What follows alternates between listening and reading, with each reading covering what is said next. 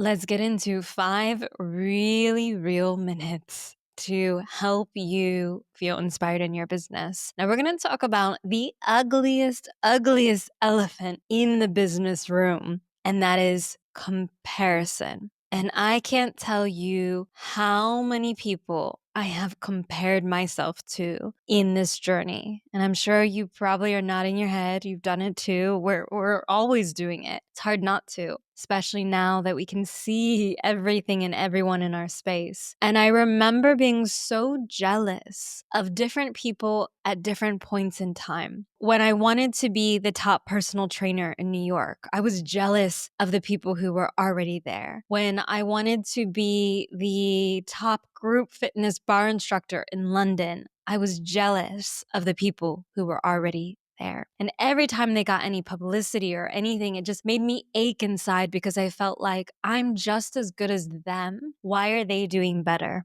And even now, of course, you'll see some things where you're like, oh, I wish I could be doing this, but it doesn't hurt like it used to. And I want to talk about this because I've recently been on the other side of this.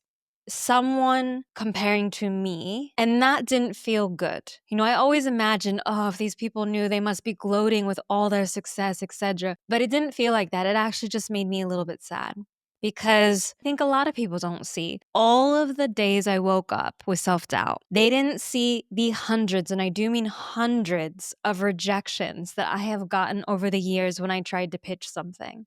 They didn't see me working for, at one point in time, creating stuff for one client. They didn't see any of that stuff. They just see what exists now and comparing against that. If I look back now, if I'm really honest, and this is kind of the tough love part, and I compare myself to what I was doing when I wanted to be the top personal trainer in New York, when I wanted to be the top group fitness instructor in London, when I compare myself to those people, really, if I'm really honest, I can admit that I wasn't willing to do everything that they did. I was not willing to do it all. I was not willing to put myself out as much as they did in terms of, really being who they were, owning that, constantly trying to get the visibility. I wasn't willing to do it.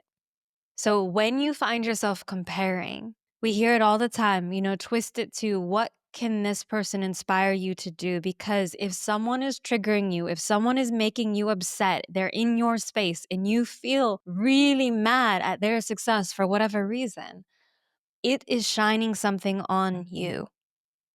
And instead of comparing, instead of looking at, oh, I wish I could have this, I just never want to see this person again, or I want to attack them or whatever, really look and say, okay, what is this saying about me? Why am I so upset about this?